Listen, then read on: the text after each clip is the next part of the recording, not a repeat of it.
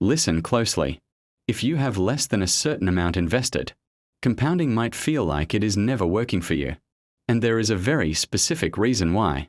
There is a specific threshold below which compounding feels slow, almost stagnant, as if it is barely doing anything at all for your future, and above which it starts working harder than you ever will.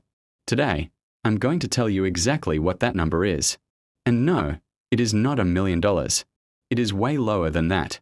But if you don't cross it, compounding will feel like a complete waste of time, and you will wonder why it doesn't work for you.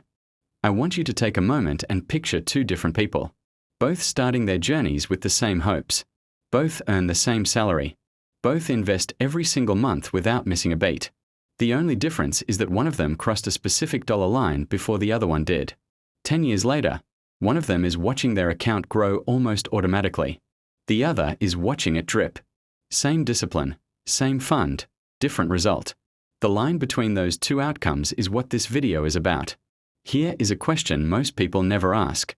At what exact point does compound interest stop feeling like a slow drip and start feeling like a tap you cannot turn off? There is a real answer to that. It is backed by data. And by the end of this video, you will know it, plus the exact steps to get there, even if you are starting from almost nothing. So, make sure to stay until the end. Leave a like. And let us start with why compounding feels like a lie to so many people. You hear it everywhere. You are told to invest early, to let your money grow over decades, and to trust that time in the market is your greatest ally. So, you follow that advice. You open an account. You put in a few hundred. You wait. Then you check a year later and your gains amount to what you spend on coffee in a week. So you think, this is not working. This is for rich people. And you pull back. That is not a discipline problem. That is a math problem. And here is what the math actually says. If you invest $1,000 at a 10% annual return, which is close to the S&P 500's 100-year historical average of 10.42%, confirmed as recently as February 2026, you earn $100 in year one. $100. On $1,000, it takes you a decade just to double that money. That does not feel like freedom. It feels like watching paint dry. But here is where it gets interesting. Because the relationship between starting amount and compounding speed is not linear. It is exponential. And that means there is a specific point where the math flips completely in your favor. Let me walk you through the actual numbers. And I mean real current data, not estimates from a textbook written in 2005.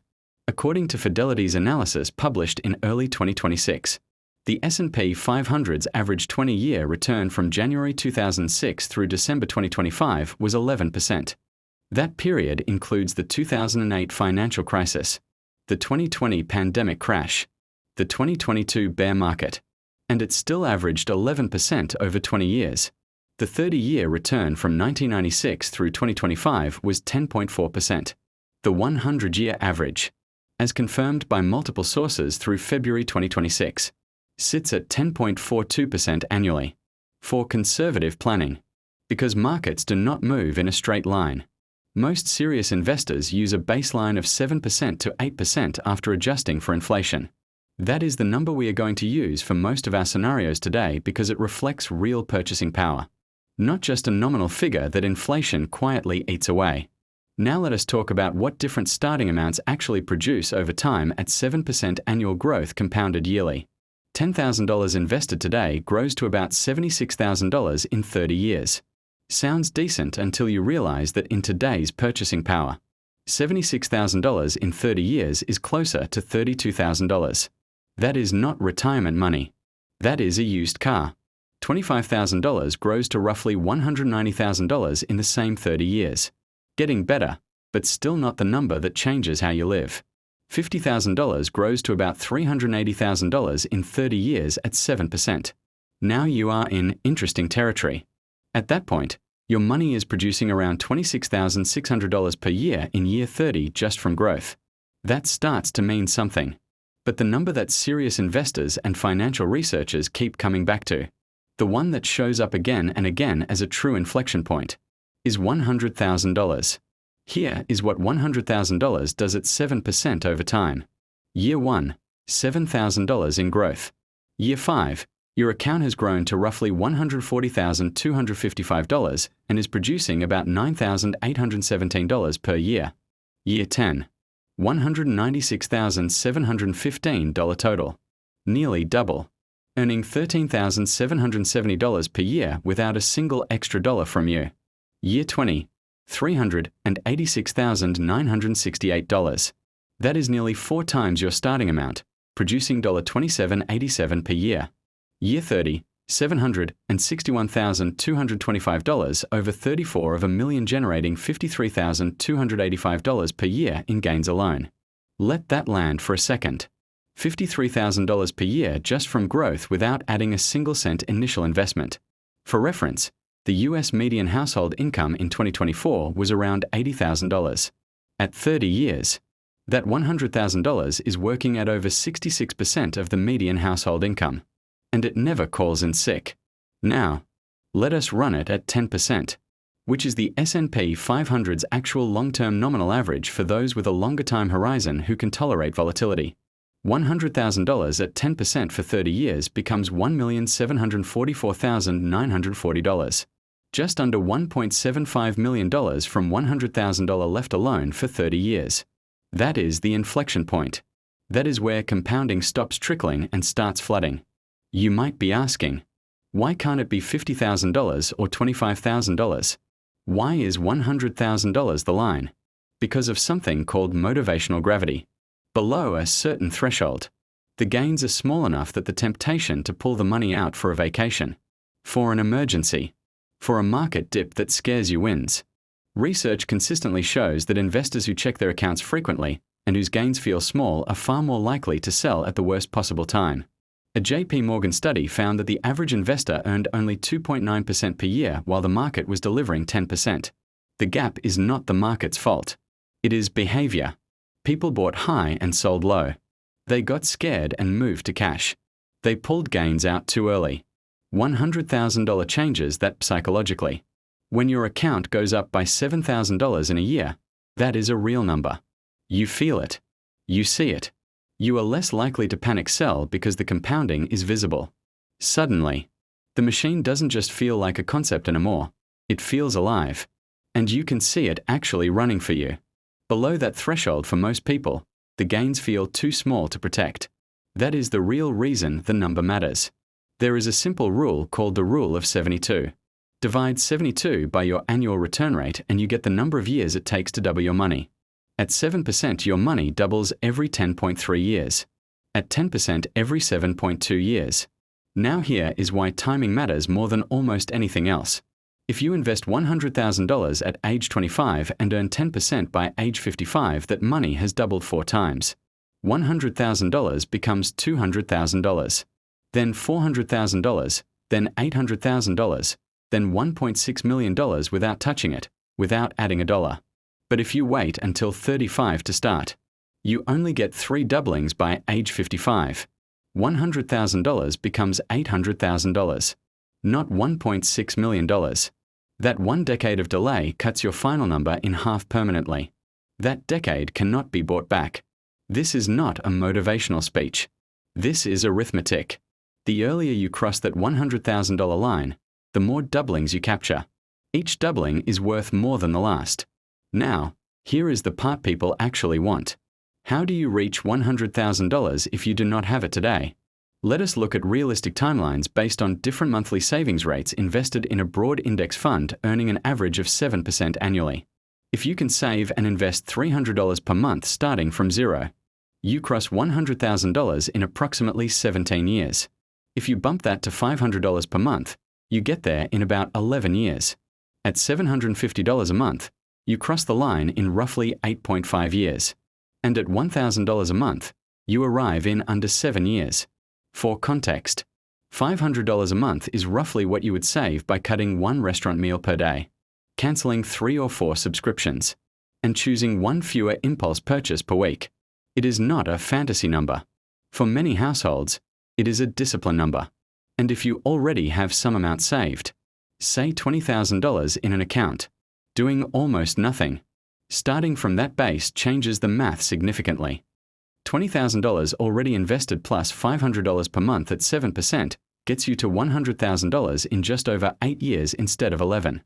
Here is the part that quietly destroys returns for people who otherwise do everything right. When your investment earns $7,000 in a year, what do you do with it? If you let it sit in cash or move it to a savings account, inflation eats it. Current data from 2026 shows savings rates trending downward as the Fed has cut rates 3 times in late 2025. High-yield savings accounts that were paying 5% are now drifting lower. The real return on cash is shrinking. The correct move is automatic reinvestment. Every dollar your investment earns gets immediately put back into the same compounding engine. This is not a complex strategy. Most index fund platforms do it automatically. You just need to turn it on. Here is what reinvestment actually does to your outcome. $100,000 at 7% for 30 years without reinvestment. Just taking the gains out each year gives you roughly $210,000 in total returns over that period. With full reinvestment, the same money, same rate, same time, $761,000. The difference between those two numbers is $551,000 from one setting on your investment account. That is not a small decision. That is a life-changing decision that takes about 15 seconds to make. If you are saying, "I do not have enough money to invest right now," that is fair. But consider this. The early starter who invests $500 per month from age 25 to 35, just 10 years, then stops completely, ends up with more money at 65 than someone who starts at 35 and invests $500 per month for 30 straight years. The early starter put in $60,000 total. The late starter put in $180,000.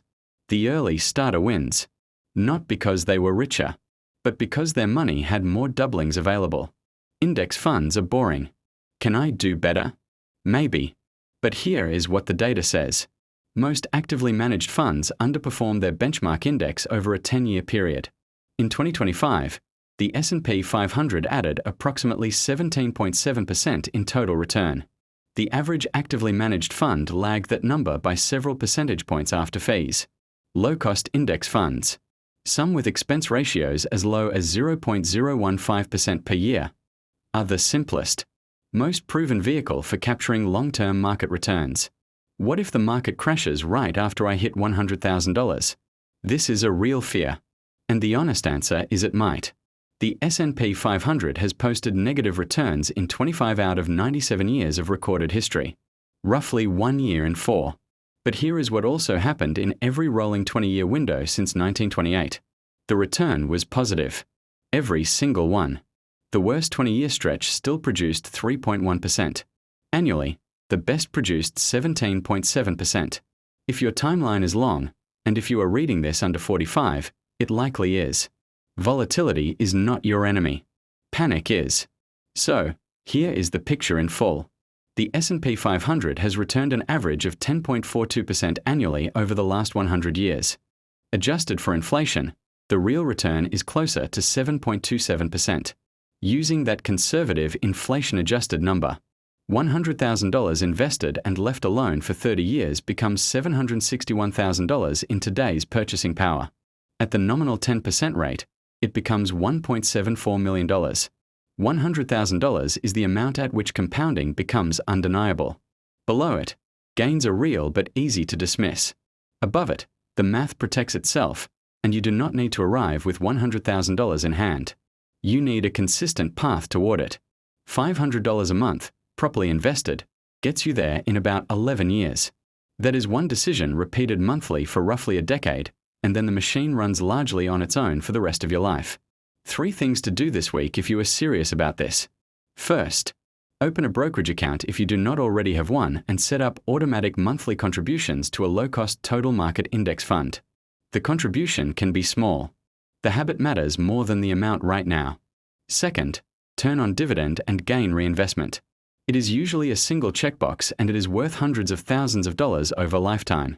Third, calculate your own timeline. Take your current savings, add your realistic monthly contribution, and use any free compound interest calculator to find your personal date for hitting $100,000. Write it down. Put it somewhere you see every day. Make the number real. Compounding is not magic. It is math. but it is math that most people never actually let run long enough to see work. The problem is not that people are not disciplined. The problem is that they do not know the threshold, the point where compounding shifts from slow and invisible to fast and undeniable. That point is $100,000. It is reachable. It is backed by a century of market data, and it is available to anyone willing to get there on a timeline. Not overnight, but on a real calculable schedule. The sooner you start, the cheaper it gets. The longer you wait, the more you have to put in to catch up. You now know the number. You know what it produces. You know how to reach it. Subscribe and watch this video on screen to understand which rule of compounding is the most powerful based on your income. Just a reminder, I'm not a financial advisor. This video is for educational purposes only, and any results depend on your own decisions and actions.